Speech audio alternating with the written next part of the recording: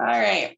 We are here with Kinley Lane. I am so excited to be here with you. For those that don't know, I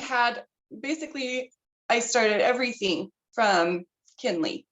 She introduced me to trauma yoga, and that's really the reason that I'm here doing what I'm doing today. So I'm so excited to be here. I'm so glad that you're having me here. We were just talking about this off camera, but I do want to say on camera that I've taught hundreds of women, and you were ready to receive it. You were ready to learn the information. You were an open vessel and you were eager, and then you learned it. It felt like truth. And then you took steps even beyond that to share it with others. So I feel very blessed that you asked me to be here, because I love to see your progress. I love to see where you are now. I don't even know, when was that? Was that like 2 years ago? Let's see. I was pregnant, right? With my third. Yeah. Like at the very first of my pregnancy. So she was born in 2021. Okay, so you actually got pregnant right at the very end. So how old is she?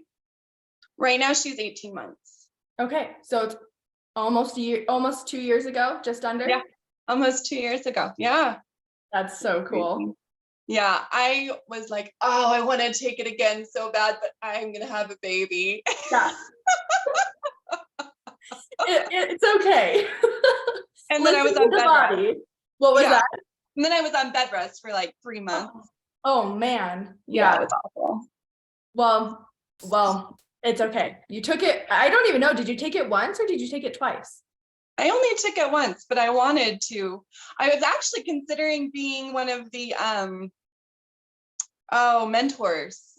But cool. Then they were doing the online course, and I was like, oh, I don't think it's going to be as good online. And so I decided not to. Mm-hmm. Yeah, it's different. It's for sure different. Yeah. Yeah. So I'm glad. Yeah, I'm so glad that I found it when it was more pure, I guess. Or yeah. When it was in person before. Oh, the changes. Yeah, the world went downhill. Yes.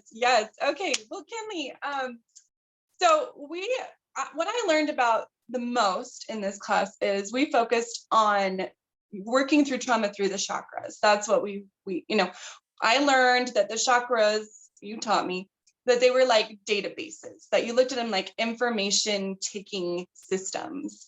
And they save stuff. And so can you explain a little bit about what chakras have to do with trauma? Totally. So chakras, it's all the same. You're going to hear both. I say chakra because it sounds like chocolate, but you can say chakra and I'll respond too. Great. Chakras are like the roadmap to our body. And when it comes to trauma, we store trauma in the body. We store it in the mind. We store it in our fascia, which runs through our entire body. Like we hold, we tighten, we round our shoulders. That is just trauma being expressed. I'm just kind of rolling my shoulders back. I'm like, should I sit up? But chakras are the little computers, little information databases. I like that you called that, for different areas of your body. So say you have, for example, you have a head trauma physically. You hit your head, you crash snowboarding or something. Well, that physical trauma can also affect on an energetic level, which is what chakras are. And it can help, or it cannot help. It can hurt your memory retention or your ability to be creative, per se. So chakras, in relation to trauma, chakras are the roadmap to the body. So anything that happens to the body has to do with the chakras. Yes. Absolutely. Oh, I love it. So we didn't even talk about what you do. We should do that. Okay. We're getting right into it. Really? I'm just so excited to just dive deep into chakras. Yes, me too. Chakras. So yes, Kinley, please tell us a little bit about yourself and what you do. Okay, so this is like the biggest question, and I knew it was coming. Everyone always asks, what do you do and who are you? And I'm like, that question is probably the hardest question to answer, but we'll just go for it. So my name is Kinley Lane. I am a chakra expert, and I have over 1,900 hours of holistic healing, from learning about chakras, yoga teacher trainings, yoga nidra. I'm doing a clairvoyant master's program, just all sorts of healing. Wow. What else? I'm married. I just got married last year, and I love the mountains. I love the trees, and my biggest passion is to serve people. Wow. Oh, I love it. Yeah. I love the mountains too. I cannot wait to get into them. It's getting warmer. Oh, go now. Now I we're there. This is the best time to go because no one's in the mountains. So true. But I have an 18-month-old on my back and we're going to freeze to death. Okay, that's a little different. I've got an 8-year-old dog who can very much handle it. Oh, I love it. Okay. So what I really wanted to talk to you the most about today was boundaries, right? This is a hot topic. People are always talking about boundaries. I'm an empath. I take on everything.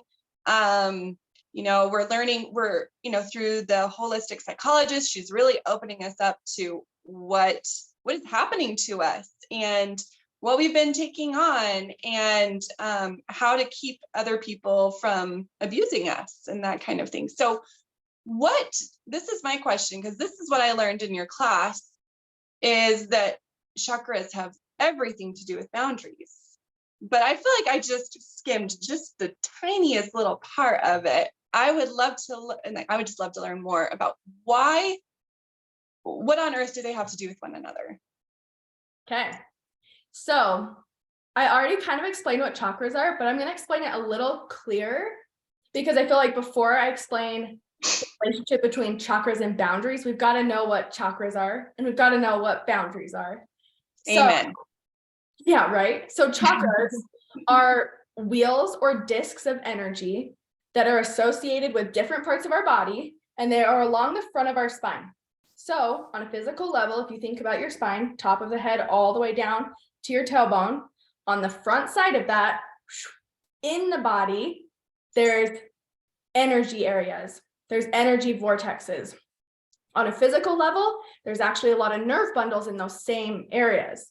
Yes. It makes sense why there would be a lot of energy there, because there's a lot of nerve bundles firing right there, right? Right. Absolutely. So that's what a chakra is. A chakra on a physical level is a lot of nerve bundles that govern different parts of the body. For example, heart chakra is going to be governing our arms, our shoulders, our lungs, our heart. And they hold information for that area. So that's a chakra. A boundary is to keep you safe. We hear that all the time. If you've been to therapy, what's a boundary? A boundary keeps you safe. Well, what the heck does that mean? Yeah. And honestly, I feel like it took me 2 good years to figure out what boundaries were. Doing the work in therapy, genuinely trying to understand them and implementing what I was learning, but to really understand what boundaries were, it just took trial and error for me. Before, in the beginning, it looked a lot like control, because I'm like, oh, if they're going to keep me safe, then you can't do this and you can't do that and you can't do this, completely looking at everyone and everything else outside of me. Fast forward a couple months, a couple years, I really started to learn. I started to learn about the chakras and about looking inward at myself, because chakras are what happens outside of you, you take in, and then you process through your own chakra system, your own programming, and then it's how you respond back out to the world. So as I started learning boundaries, I started to learn, oh, I'm looking at everyone else but myself. So I started looking inward and I realized, wow, boundaries not meant to, you can't do that. It's more along the lines of, when you do that, because you're a sovereign being, when you do that, I will blank. For me, not for you, not to control you, not to punish you, but to focus on me and take care of my inner peace. So long roundabout answer, they have everything to do with chakras, because chakras are our whole lives. Yeah, absolutely. Yeah, I was kind of, when I started learning about it, I kind of did the same. I think we all kind of do the same thing. Yeah. We kind of realize once we wake up to abuse, we're like, this is not okay. I need to make sure this doesn't happen again. And so we try to control everything outside of us. I totally agree. Yeah. And so I think it's wonderful that I'm seeing more and more people say, actually, that's not what a boundary is. That's a rule. Yes, exactly. Yeah. And that's not, people don't like those very much. So I wanted to talk a little bit about what kind of trauma, how do I say this? So like, I'm learning a lot about fawning, okay? People pleasing. Mm-hmm. So I am well, because of past experience, I learned that to keep myself safe, I become who people want me to be. I think what they want me to think, and I just appease, right?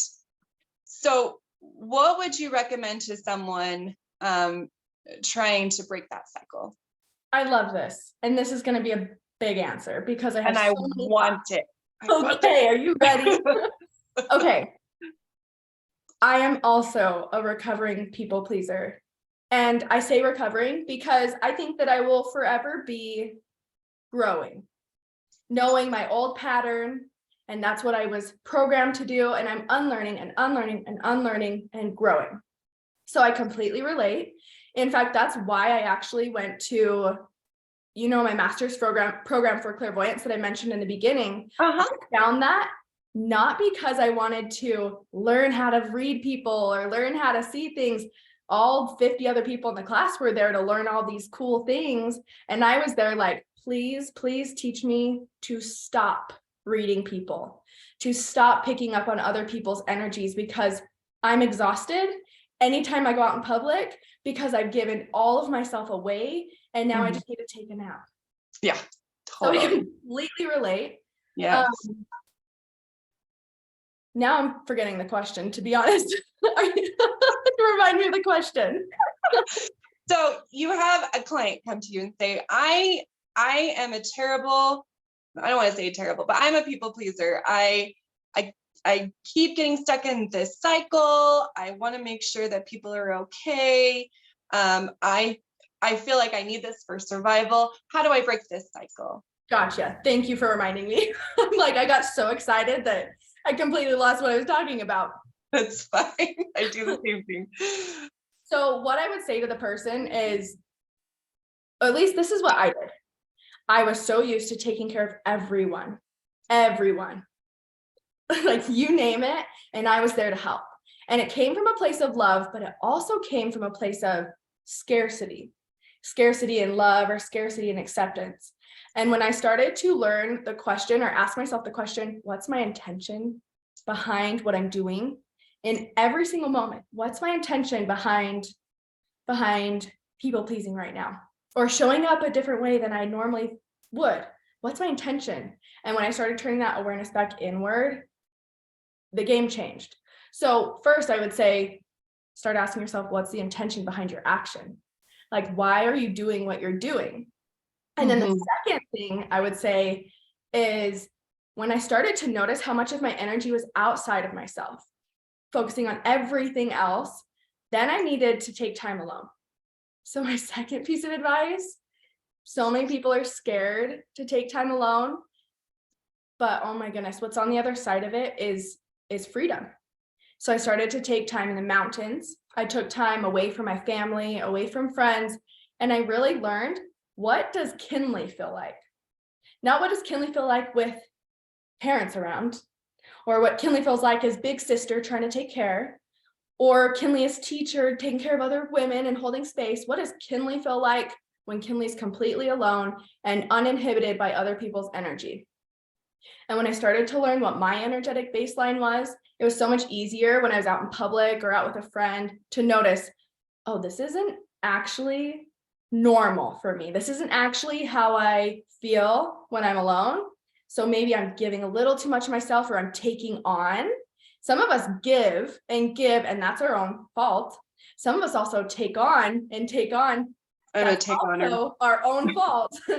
But I will say there are people who are either energetic vampires who will try to suck it out of us, and people who will grow up on us energetically. So it's not only your fault, and it's not only someone else's fault, but what is your responsibility is to know you and to observe you And so that you can set the boundaries needed around different situations and different people.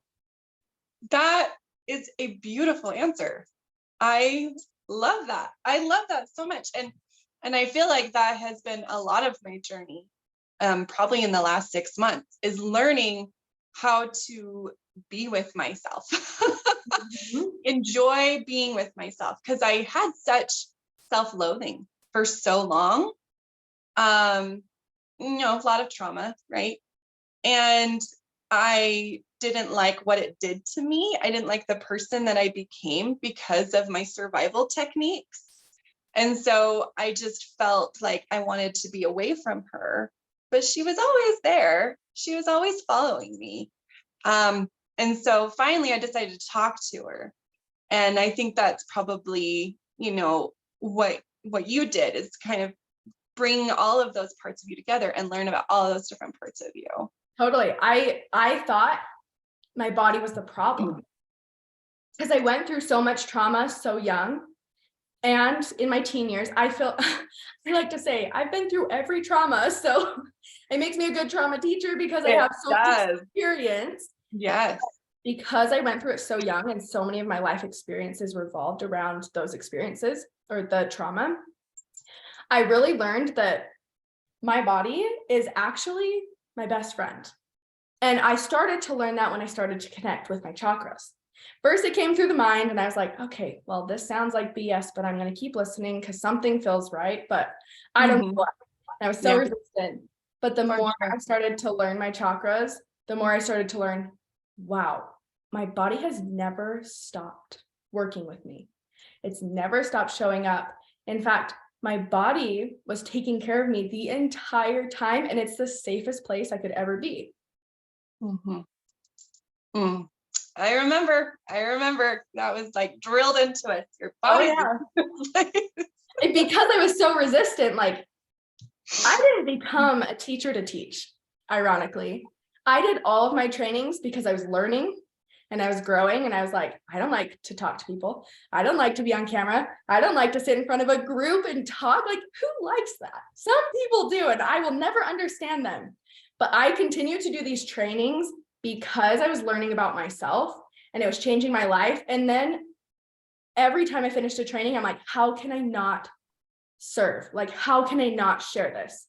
Does not matter how scary it is. How can I not, when it changed my life so much? Sounds like you're a reluctant leader. Yes, I very much am.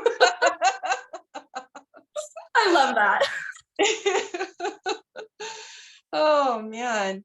So I was going to talk to you about something else, but I actually had this memory come up for me that I'm guessing that there's probably a lot of other people that have some cognitive dissonance about this, but you would always say, Leisha, don't fix it. You would always tell me, like, don't fix it. Like, just be with it, have awareness, and like work. And so anyway, I just wondered if you could talk a little bit about why we shouldn't look at ourselves like, I need to fix it, because I'm a perfectionist. Like, I'm always trying to perfect myself, and I think it's a good thing, but I just feel like I'm always this like broken down car that needs to be repaired all the time. And I just want to find some freaking peace. So can you like jog my memory again? Oh, I love that you asked, because I forgot that I was always telling you, we're not doing anything. We're not fixing anything. We're just observing. Because really, you just mentioned, like, you feel like a broken car that always needs to be fixed. If we're trying to fix over and over and over, if we're trying to be better, which I do the same thing. I struggle with perfectionism. I do the same thing in trying to be better. And it's amazing because it's got me where I am and I've learned so much. And equally, it's important to let go and to not try to control it all and hold it all and fix it all. Because at the end of the day, we really don't have control. As much as we want to think we do, we really don't. Yeah. So yeah, I'm finding more of just acceptance, or trying to find acceptance of all the parts of me heals it way faster than just constantly criticizing. Because if you're always looking at something to fix, you're always going to find something to fix. Like, honestly, if you're looking for something, your brain's going to find it. There's so much science behind whatever we're focusing on up here, we'll find. So if we're focusing on pessimism, we're going to see pessimism in the world, in our body, in our lives. If we're focusing on what there is to fix, there's always something to fix. There's always something to fix. You're never going to feel settled.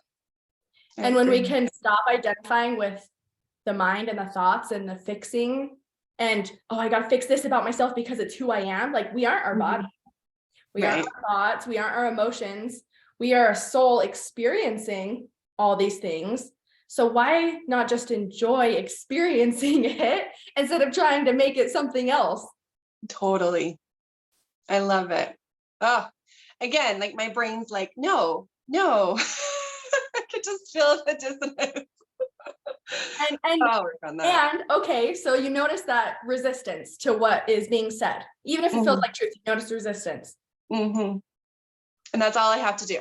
Let it be there. Okay. Don't even judge the resistance, because that resistance is also one of your biggest strengths. It's how you've gotten better. So why judge the fact that it's showing up when it's like, this is also something strong in me? It's both. Cool. Period. Cool. Move on. I love it. Oh, Kinley, this was so wonderful. Thank you so much. You are so welcome. I appreciate you being the host so that I can use my voice, because it's always a gift for me to get to practice. Oh, I need to remember that, because there are times that I'm still trying to, honestly, that's the thing that's so weird, is I actually have been a performer most of my life. I sing, I dance, I act. And so I'm always on the stage. But then when I started doing the work and I realized that all of it was coming from proving myself. And then I worked through that and I basically like eradicated that. Then I was like, I don't need to be out in front of people. You swung on the pendulum, probably. And it was the weirdest thing for me, because everyone that knows me is like, oh, she's the drama queen. She's like always center of attention. She's, just this performer, and then I realized, actually, I'm really not that way. I can be, but actually it's really draining. Yeah. Because I feel like I was constantly trying to be what other people wanted me to be and improve my worth, improve myself, improve what I knew. And so taking that away, it was just a really interesting experience. Anyway, that was a side note. But so please let my listeners know where they can find you. I would love to. But I also want to speak to the fact of what you just shared, because someone's going to relate to it. And I feel like it goes perfectly with what we were talking about of like, what's my intention? Why? Because I was a performer too, dancer out there. My story's a little different though, because I was so out there, I shrunk when I went through trauma. And now my question is, what was my intention with that? And now I have to practice being out there because I enjoy it. So I love that you shared that. People can find me. My Instagram is Kinley's Lane, and my website is also Kinley's Lane, www.kinleyslane.com. And I have chakra yoga flows that are available pre-recorded. I have an online course, and then I'm also filling my Costa Rica chakra immersion that's happening in May, and I'm so excited about it. Oh, I know. Every time I see your stories, I'm like, oh, I want to go. Someday. It looks incredible. Thank you. You have spots available for that. I have 4.5. 4.5. Someone's about to buy, but their spot's not taken yet. Okay, great. Well, I will leave her information below, and thank you again so much. You're so welcome. Thank you, Alicia. Bye. Bye.